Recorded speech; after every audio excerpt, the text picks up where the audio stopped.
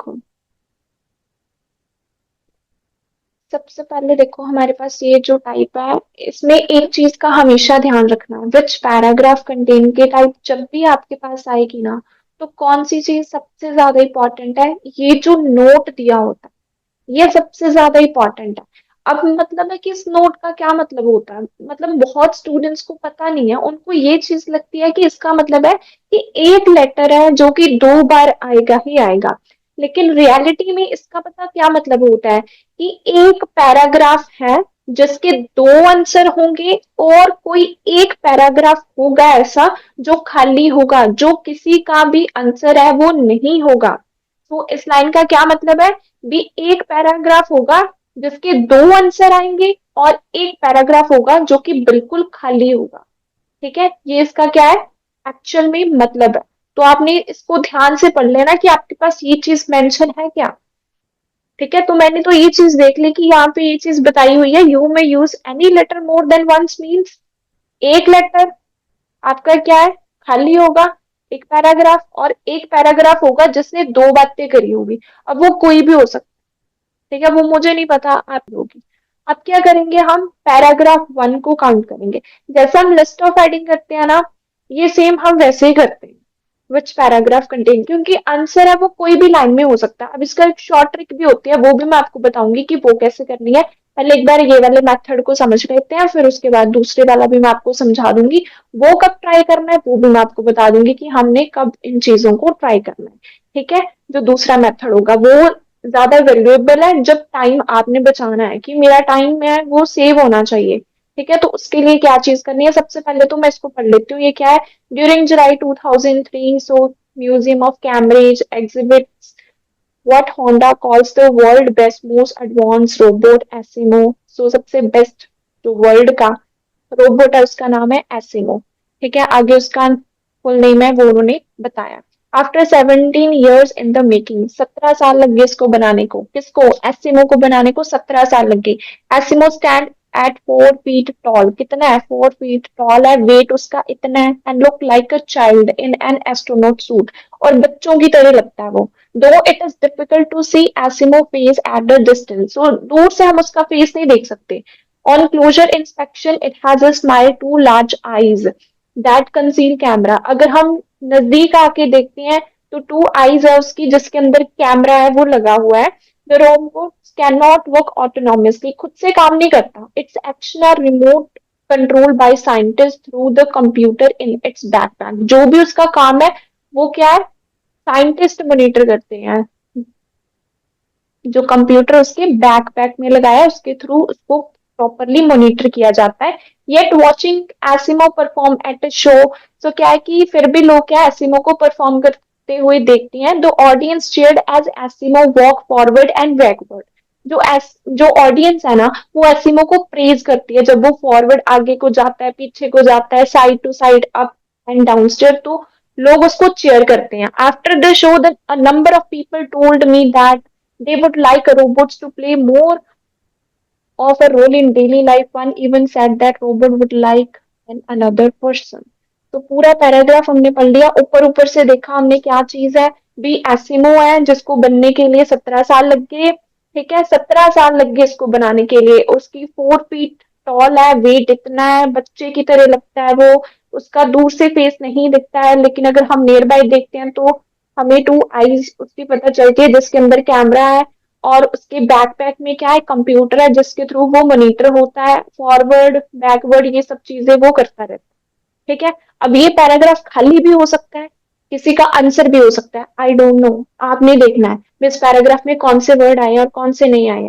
अब देखो different ways of using robots, robots को डिफरेंट डिफरेंट तरीके से यूज किया जा सकता है, ये आंसर आएगा।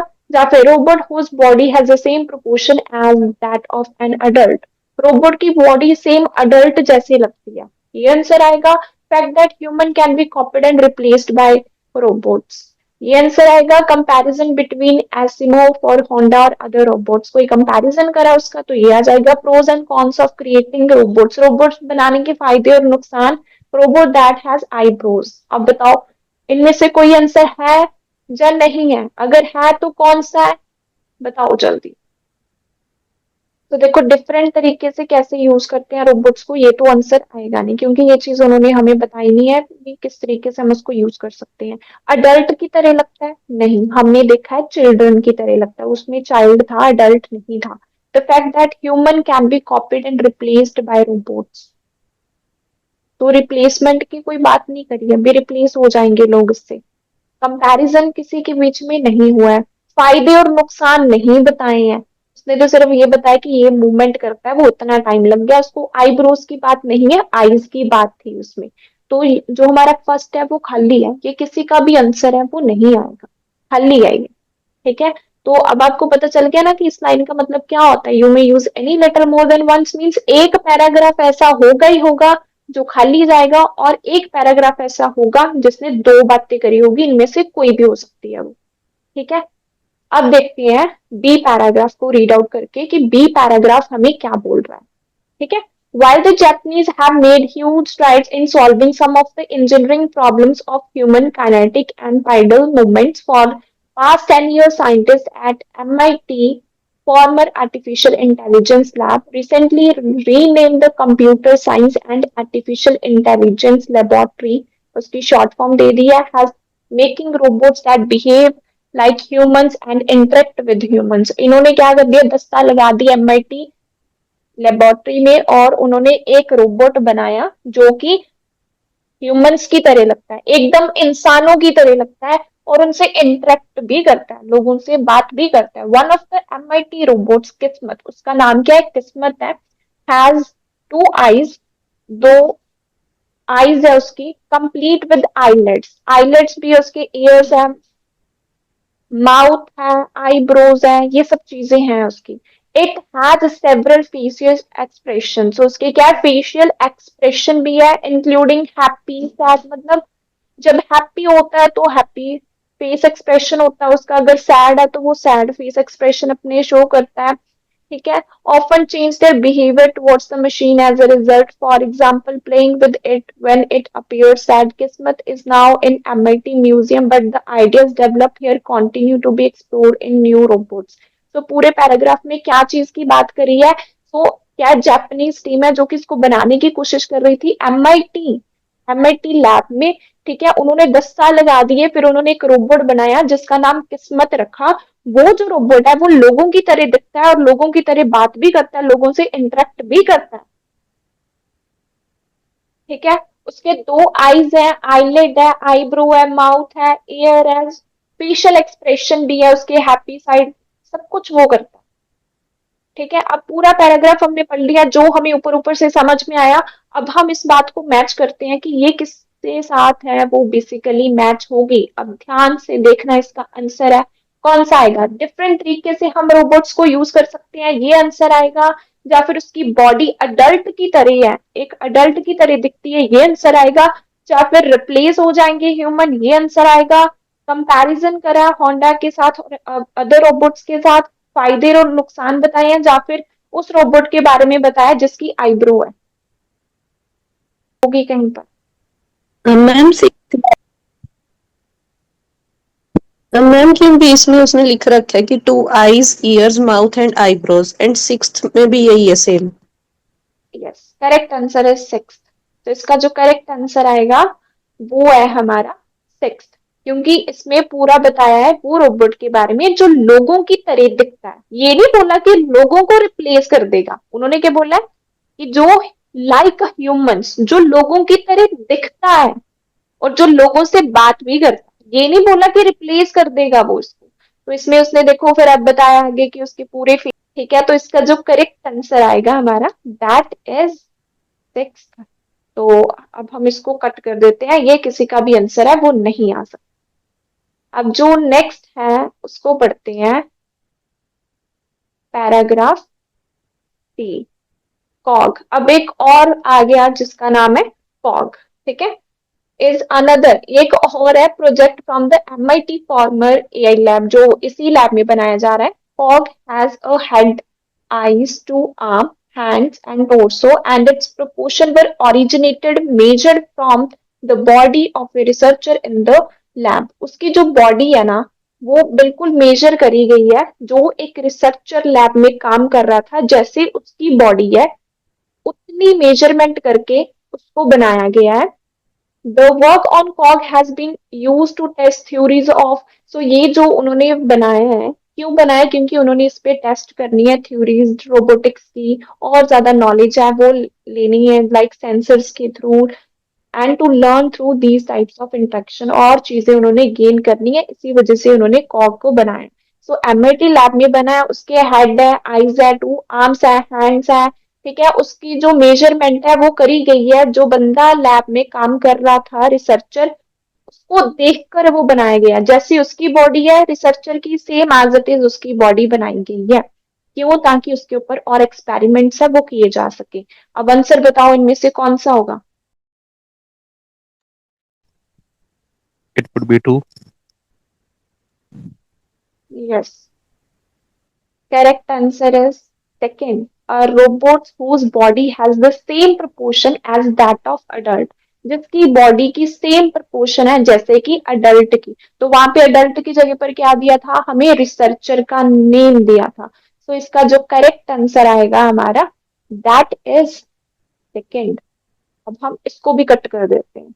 अब नेक्स्ट जो है पैराग्राफ डी, इसको पढ़ते हैं। अभी पैराग्राफ डी में वो किस चीज की बात कर रहा है, देखो जो जो आपका हो जाता है ना, आपने बिल्कुल इसी तरीके से उसको कट कर देना है, क्रॉस लगा देना पेन के साथ, ठीक है, ये चीज का आपने ध्यान रखना है। कट करोगे तब एलिमिनेशन अच्छे से होगा। देखो कोई पैराग्राफ छोटा है कोई बड़ा, बट पढ़ना पूरा पड़ेगा।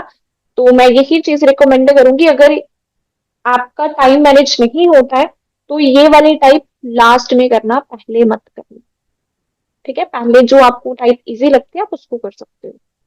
MIT is getting further down the road to creating human-like and interactive robots, वो अभी भी काम कर ही रही है बनाने के लिए रोबोट्स जो कि ह्यूमन की तरह है। सम साइंटिस्ट आर्ग्यू दैट, कुछ साइंटिस्ट बोलते हैं ASIMO is a great engineering feat but not an intelligent machine.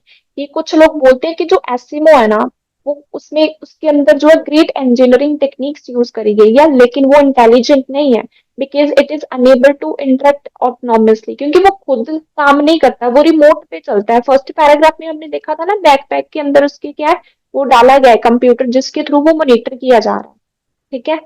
Robots like Cog and Kismet and new robots at MIT and media lab however are beginning to do this, लेकिन जो कॉग किस्मत है ये खुद से काम करते हैं।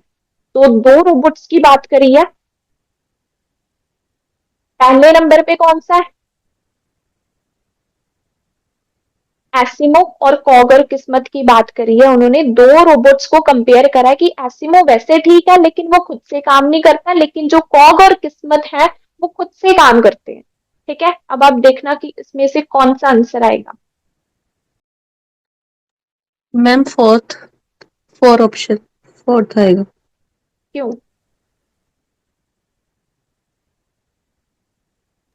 क्योंकि इसमें उसने कंपैरिजन कर रखा है दो का। हाँ, बिल्कुल सही। तो इसका जो करेक्ट आंसर आएगा हमारा, दैट इज फोर्थ, क्योंकि इसमें कंपैरिजन करा है। देखो the comparison between ASIMO and other robots, ASIMO था, अदर रोबोट कौन सा था, कॉग एंड किस्मत, दोनों का कंपैरिजन करा था ना, कि जो एसिमो वो ये काम नहीं करता, वो खुद से काम नहीं करता, लेकिन जो दूसरे रोबोट्स हैं वो बिगिनिंग कर रहे हैं इसको करने की, वो करते हैं। तो ये भी हमारा आंसर अब नहीं आएगा। अब नेक्स्ट देखते हैं ई, ये क्या बोल रहा है, जो हम एक चीज का ध्यान भी रखना। अब देखो यहाँ पे ई और एफ दो पैराग्राफ बचे हैं, क्वेश्चंस कितने हैं, एक दो तीन, कोई एक इनमें से पैराग्राफ होगा जो दो बार आएगा, ठीक है, वो अब आप देख लो।